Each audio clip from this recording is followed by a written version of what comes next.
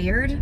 We're exhausted. We're all taking care of more patients than we ever have. I would never, in my wildest dream, would have imagined that we would be here again. It's the great resignation hitting the healthcare industry at the worst possible time. How many people did you see leave? Out of my group of 8, there are 2 people left. Nearly 1 in 5 healthcare workers have quit their job during the pandemic. Peter Sidhu is one of them. He left his job as a California ICU nurse in April of last year. I was scared. We were going to a workplace where 1, we weren't going to have enough staff. 2, we weren't going to get our breaks. And 3, you were most likely going to see or witness some kind of a death. Burnout is one problem, among others. I felt that nobody had our back. For years now, we've talked about staff. But COVID's been around for 2 years, and what have they really done? Data shows as many as 54% of nurses and physicians were already burned out before the pandemic even began. Now, healthcare workers are leaving in droves for higher paying jobs, better benefits, and more opportunity. Is this only going to get worse? If nothing is done, I am concerned that this will get worse. Vineet Arora is in charge of training the next generation of doctors at the University of Chicago. Either you decide that you're going to stay in your job, but you have to care less just to get through the day, or you leave your job. You will find is that after going on 6 years of some big challenges, I am human. Politicians are human. We give all that we can for as long as we can, and then it's time. And for me, it's time. I know what this job takes, and I know that I no longer have enough in the tank to do it justice. It's that simple. Is this a prime example of workplace burnout? Is political life in the public eye just too demanding to be sustainable?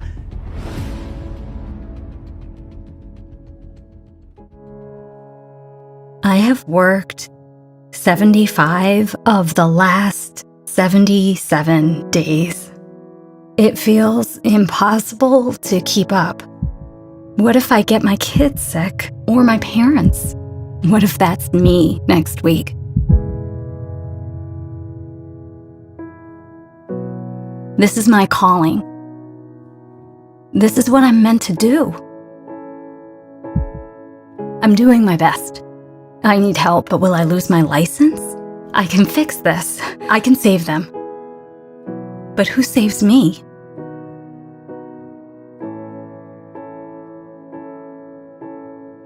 I want to be part of the solution. It's my job.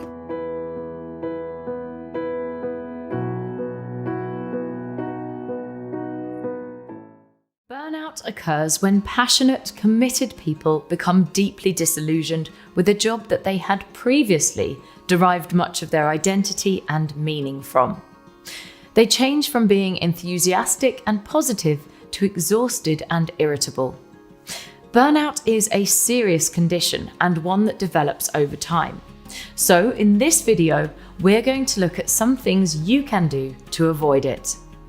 First, take control of your to-do list. Being overloaded day in, day out can lead to burnout. So prioritize and delegate where possible. Talk to your boss or a trusted colleague and be open and honest about how you're struggling to cope.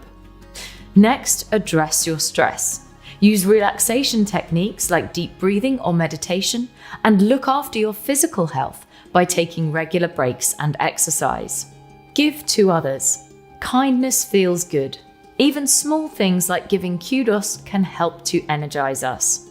So look for ways to pass it on whenever you can. Finally, rediscover your purpose. Think about the deeper impact of your work. How does it help other people? How could you add more meaning to your day? Throw the word burnout around, but one doesn't get burned out on Tuesday and then they're fine on Wednesday. Burnout really is a long-term psychological and physiological state that's not a good place to be, and quite frankly can lead to actual depression. Wow, I'm so glad that I got the offer into ATM sama 3.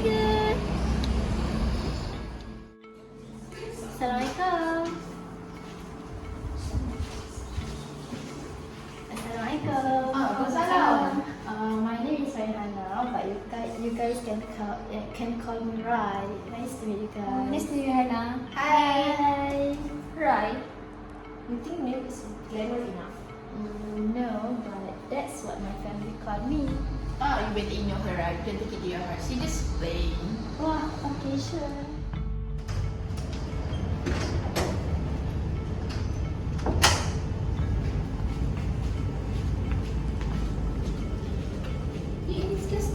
Wow, we got the same class. Hey, hello guys. Nice to meet you guys.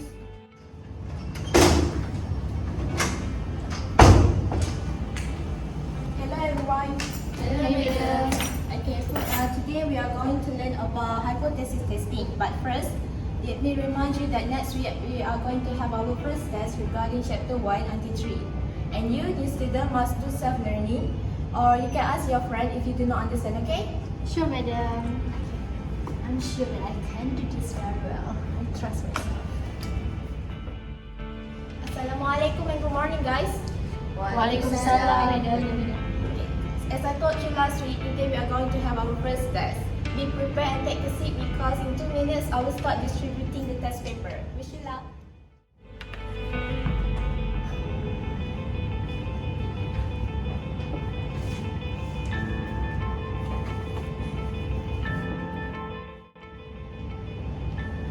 Okay class, time's up. Pass up the paper now.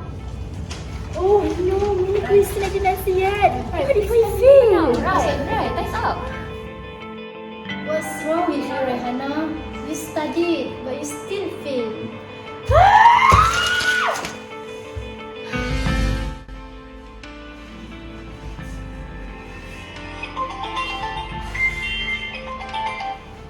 Hello? What? Why you guys keep pressuring me? I'm still new here, so please stop rubbish requests.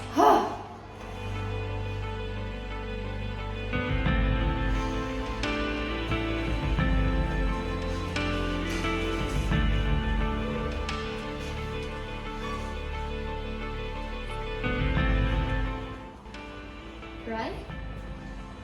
Are you okay? Why you look so pale? I'm okay, don't worry. Right. I think I know you have new hair, but please take care of yourself too. I can see you change. You know, I can see you have this burnout syndrome. You know what, right? My brother has this burnout syndrome too, and he's suicide. So I think you have more time, and please take care of yourself. You can check out of this burnout syndrome through the Instagram for more information. Okay, right? Take care. Thank you.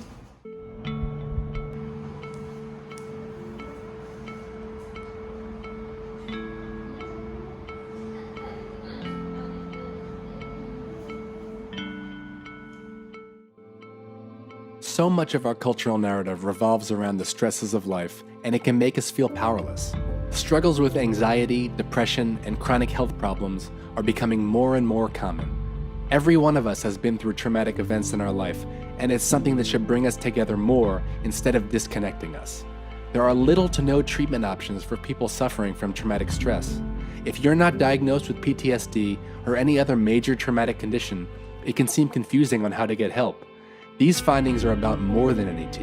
It's about helping our society to become more aware of our emotions and how much they actually affect our life and the people around us. The mind and the body are intimately connected, and the more we can embrace that, the more we can take control of our health and ultimately take control of our lives.